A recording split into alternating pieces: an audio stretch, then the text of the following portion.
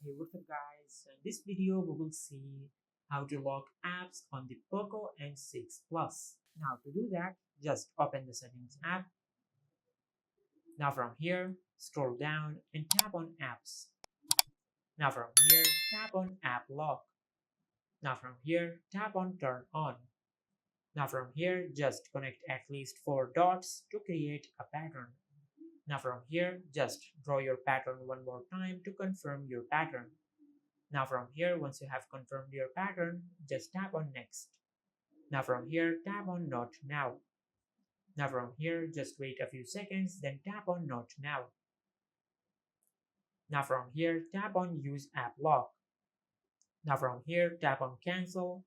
Now from here, just enable the toggle for the apps which you want to use app lock on. Just like that.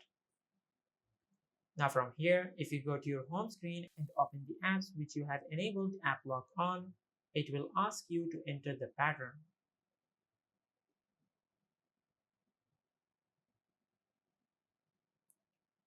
Just like that. And this is how you can lock apps on the Poco M6 Plus. If you found this video helpful, please like the video and subscribe to our channel and hit the bell icon to get notified when we upload a new video.